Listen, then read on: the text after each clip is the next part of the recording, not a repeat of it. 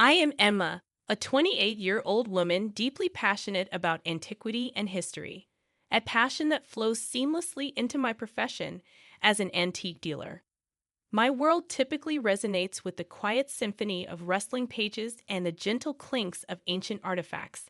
However, this tranquil existence expanded splendidly when I encountered Alex, a kindred spirit who shared my enthusiasm for relics of the past. Our relationship flourished rapidly, intertwining through shared interests and extensive conversations. One sunny afternoon, Alex, wearing a nervous smile, suggested that it was time for me to meet his family. A flutter of excitement and anxiety stirred within me. I desired to make a lasting impression and reveal to them the woman who had captured their son's heart. The day arrived, and I meticulously selected a vintage blue dress, hoping it would serve as a conversation starter about my love for all things historic. As we drove to his mother's house, Alex reassured me with comforting words. "They're going to love you. Just be yourself." The Harper family home exuded tradition and formality, residing within ancient walls that echoed with a sense of history. Upon introduction, I met Alex's family, including his mother, Mrs. Harper, a woman of commanding presence, and his brothers Ethan and Liam, along with their wives Chloe and Hannah. Dinner unfolded in a room that seemed lifted from a period drama, adorned with family portraits. As we settled in, Mrs. Harper, with a scrutinizing look, directed the conversation toward me. "So, Emma, Alex tells us you're in the antique business. How quaint. What exactly do you do?" Her tone was polite yet edged with an indiscernible quality. Eager to share my passion, I smiled and explained. "I work in a family-owned antique shop. It's fascinating. We help preserve history and find homes for objects that have been part of someone's life." Mrs. Harper let out a loud, somewhat skeptical laugh. Preserving history sounds more like being a glorified junk dealer to me. An awkward silence enveloped the room, punctuated by the slight giggles of Chloe and Hannah. Embarrassment crept up my cheeks, but Alex, sitting beside me, stiffened and defended. "Mom, Emma's work is important. She has a deep knowledge of history and art." Mrs. Harper waved her hand dismissively. "Oh, relax, Alex. I'm just making conversation." The dinner continued with Mrs. Harper often steering the discourse, seemingly ignoring my attempts to engage. I felt like an outsider, struggling to find my place in this unfamiliar world. After dinner, while Alex was in another room, I found myself alone with Chloe and Hannah. "So, Emma, must be interesting surrounded by all that old stuff," Chloe said, her voice tinged with an indiscernible mix of sincerity or sarcasm. "Yes, it's quite fulfilling," I replied, attempting to keep the conversation light. "Every piece has its own story." Hannah smirked, adding, "Well, I suppose someone has to do it. I prefer the modern and new personally." Their thinly veiled condescension lingered, casting a pall over the rest of the evening. That night, as I lay in bed, the echoes of the evening played in my mind. The laughter, the looks, the comments, all pointed to a future where I might never quite fit in. It marked the beginning of an unexpected journey, one that would challenge my love for Alex and test my resolve in ways I never imagined. The day of our wedding was a whirlwind of emotions. Despite the initial discomfort with Alex's family, I clung to the hope that our wedding day would be different, a celebration of our love and union. I chose a classic, elegant gown, hoping to impress Mrs. Harper and just maybe bridge the gap between us.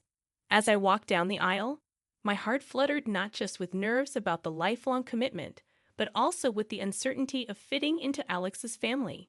The ceremony was beautiful, filled with laughter and tears. However, it was the reception that brought my anxieties to the forefront. As Alex and I mingled with guests, I noticed Mrs. Harper huddled with Chloe and Hannah, their heads close together in whispered conversation. Trying to shake off the uneasy feeling, I focused on the joyous occasion. Later, as we sat at the head table, Mrs. Harper raised her glass for a toast. "To Alex and Emma, may your life be as beautiful and unique as the antiques you cherish." The crowd laughed warmly, and I forced a smile. Yet Mrs. Harper's eyes held a glimmer of something else. After the toast, she leaned over to me, her voice low but clear. You do look lovely, Emma, though I must say, Cologne and Hannah's dresses at their weddings were quite the talk of the town, unique, just like them. My smile faltered, her words stinging more than I cared to admit. Thank you, Mrs. Harper. I'm glad you think I look nice today, I replied, and she nodded, her eyes scanning the room. Of course, dear. It's important to keep up appearances, isn't it, especially in a family like ours? The rest of the evening, I couldn't shake her words.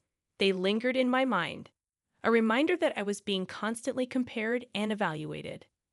As the night drew to a close and guests started to leave, Alex noticed my subdued mood. What's wrong, Emma? You seem a bit off, he asked. I hesitated, not wanting to spoil our special day.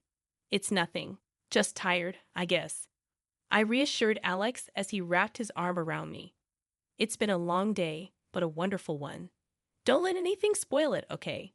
I nodded, attempting to push Mrs. Harper's comments to the back of my mind. However, deep down, I knew this was just the beginning of a series of comparisons and subtle jabs.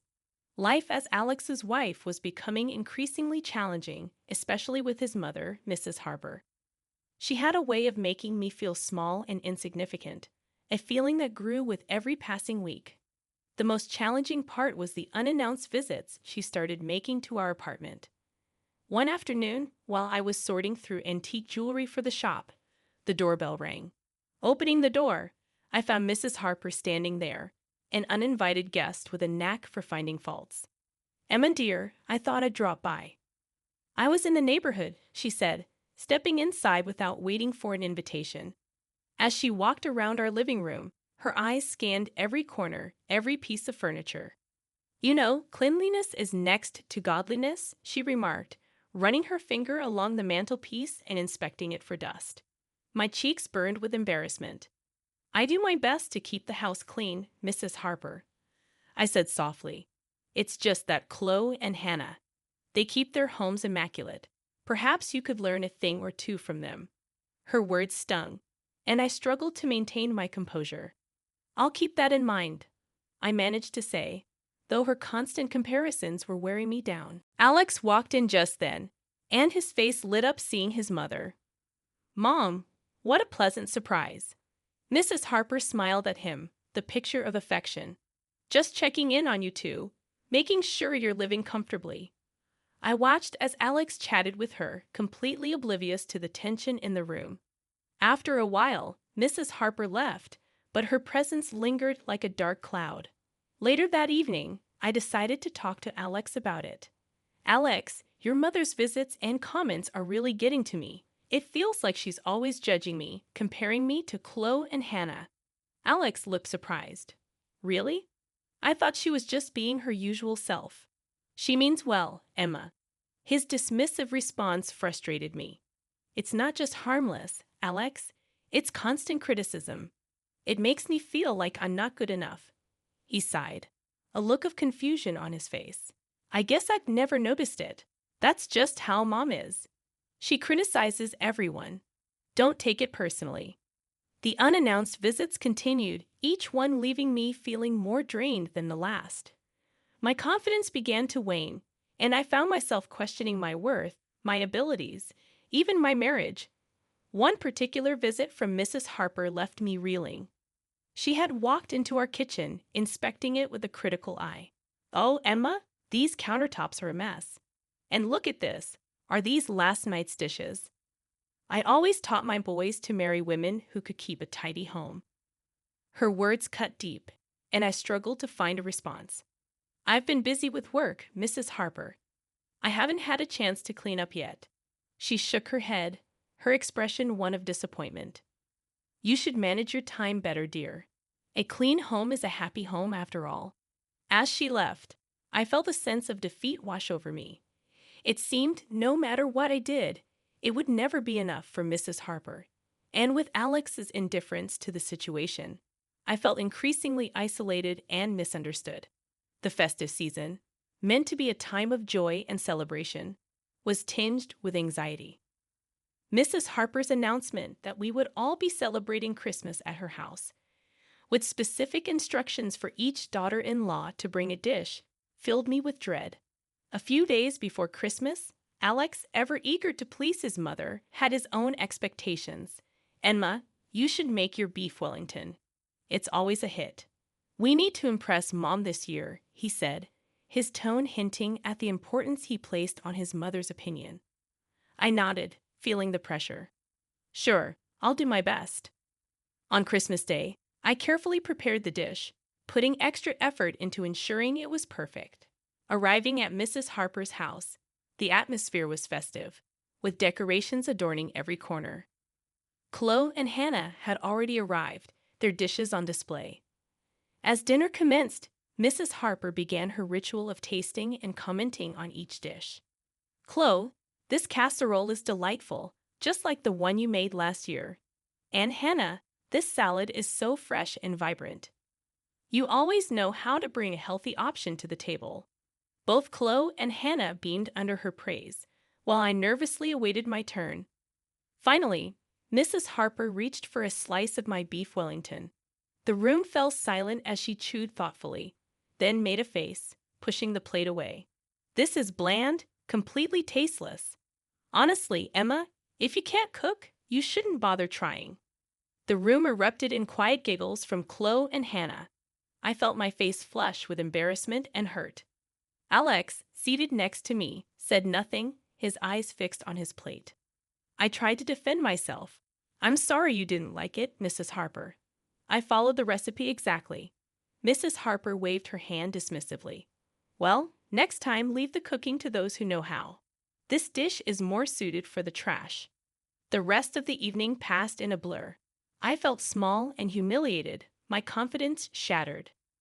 Alex's lack of support only added to my sense of isolation. Later that night, back at our apartment, I confronted Alex. "Why didn't you say anything when your mother insulted my cooking?" "You saw how upset I was," I said, my voice rising with emotion. Alex sighed, a look of frustration crossing his face. "Emma, that's just how Mom is. She doesn't mean any harm." "You're taking this too seriously," he replied, his tone a mix of indifference and annoyance. "You need to learn to let these things go. It's not worth getting upset over." But it was worth it to me. It was about respect, about being valued and supported, especially by the person who was supposed to be my partner. The tension that had been building up over the past few months seemed to culminate as Mrs. Harper's birthday approached.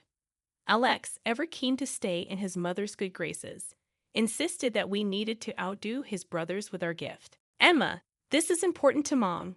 We need to give her something that stands out, something that shows we care more," Alex said one evening as we discussed gift ideas.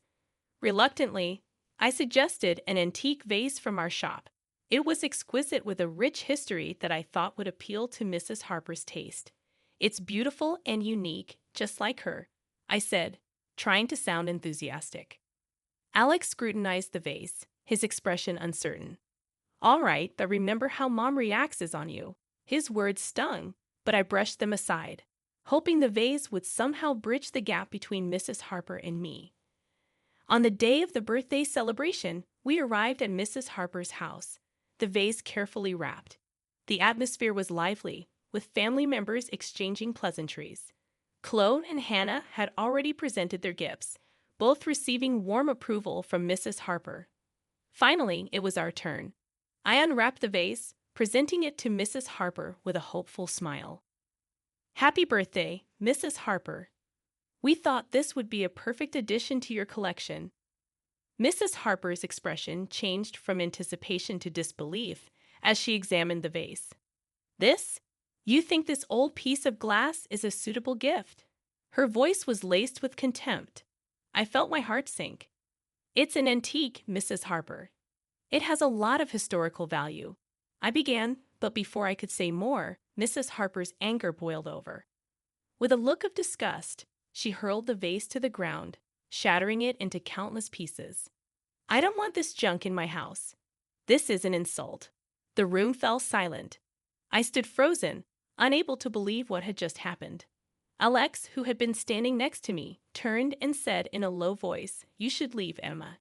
You've upset my mother enough." His words were like a final blow, stripping away any remaining hope I had of fitting into his family. Without a word, I turned and walked out of the house, the sound of the shattered vase echoing in my ears. Back at our apartment, I packed a few essentials, my mind racing with the events of the evening. I left the divorce papers on the kitchen table, a silent message to Alex that I could no longer endure this life. Later, when Alex called, his tone was incredulous. "Emma, you can't be serious. This is just a misunderstanding." But my decision was firm. "No, Alex, it's not a misunderstanding. It's the reality of how your family treats me and how you let them. I can't live like this." Leaving Alex and the life I had tried to build with him was one of the hardest decisions I had ever made.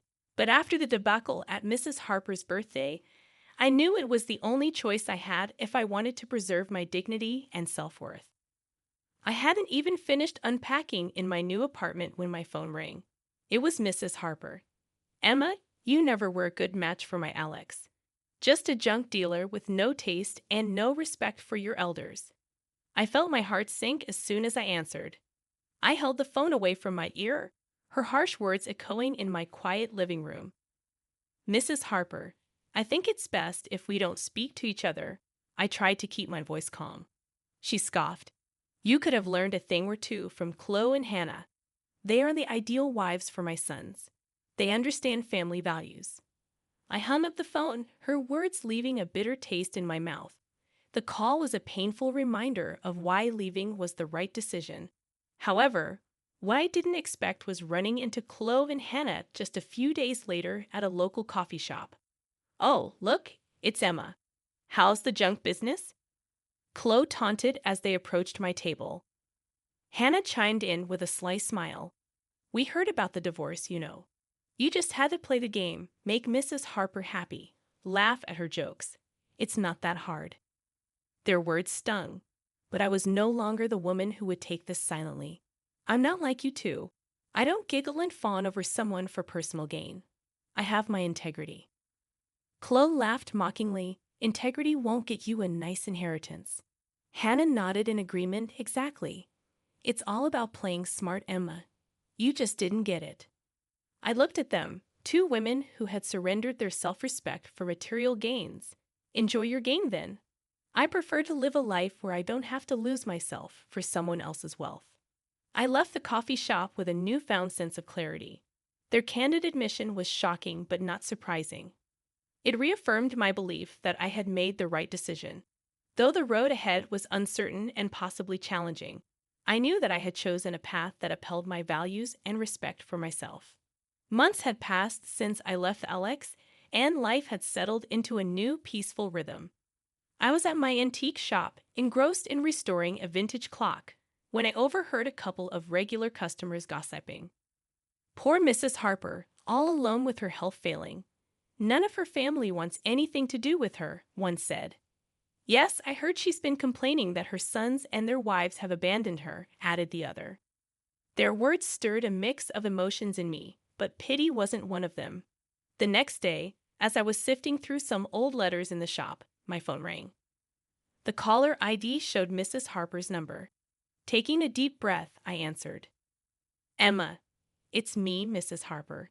I'm ill, very ill.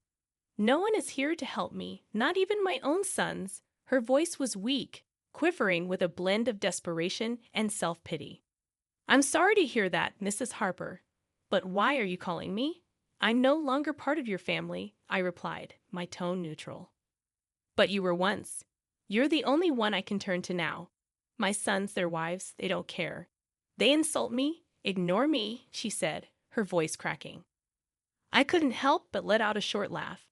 "Mrs. Harper, do you remember how you treated me, how you insulted and belittled me at every turn?" There was a pause on the other end, and then she said, "But I'm family. You have a duty to help me." "No, Mrs. Harper, I had a duty to your son, which ended when our marriage did," I responded, my patience wearing thin. "And let's not forget the antique vase you smashed at your birthday. That vase was worth thousands that you owe me," I added firmly. There was a sharp intake of breath from her end. $5,000. "I don't have that kind of money." That's not my problem, Mrs. Harper. You should have thought about that before you destroyed it, I replied. The call ended shortly after, with Mrs. Harper's pleas turning into bitter mumbles. I hung up the phone, feeling a mixture of relief and sadness. Mrs. Harper was reaping the consequences of her actions, alienated by her own family due to her harsh and critical nature. Life after my divorce from Alex had settled into a peaceful routine centered around the antique shop, which had become my sanctuary. I was content in my little world of timeless treasures until one autumn day brought an unexpected twist. While enjoying a quiet cup of coffee at a local cafe, I overheard a conversation between two patrons. Poor Mrs. Harper, one said, her own children sent her to a nursing home against her will. Can you imagine? The irony of Mrs. Harper's situation wasn't lost on me. The woman who once wielded control over her family, with sharp words and criticisms, was now at the mercy of their decisions. A few days later, fate played its hand as I walked down a bustling street, lost in thought about an upcoming auction. I bumped into someone. It was Alex, his face twisted into a look of contempt upon seeing me. "Emma, the ungrateful," he sneered, quietly yet with venom in his voice. Taken aback by his bitterness but not intimidated, I responded, "Ungrateful. That's a bit rich coming from you, Alex." "What's that supposed to mean?" he retorted, his voice rising. Realizing we were attracting attention, I decided it was time to set the record straight. "Well, considering you and your brothers put your mother in a nursing home, refusing to care for her, you're hardly one to talk about gratitude." His face flushed with anger and embarrassment as passers-by began to take notice. "That was a family decision. You have no right to judge," he shot back. "I have every right when you call me ungrateful," I shot back. "Seems to me like you abandoned the woman who needed you most. Where's your gratitude and respect for her?" Alex's expression faltered, a mix of shame and anger. He glanced around, noticing the curious and disapproving looks from the people around us. Without another word, he turned on his heel and hurried away, leaving me standing there, a mixture of relief and triumph washing over me. I continued my walk, the encounter leaving me with a sense of closure. The final chapter with Alex and his family had ended not with a whimper, but with a revelation of their true colors. Later, as I sat in my cozy apartment surrounded by relics of the past, I reflected on how much I had grown. The Emma who once sought approval and acceptance from Alex and his family was gone. In her place was a woman who knew her worth, who stood her ground, and who no longer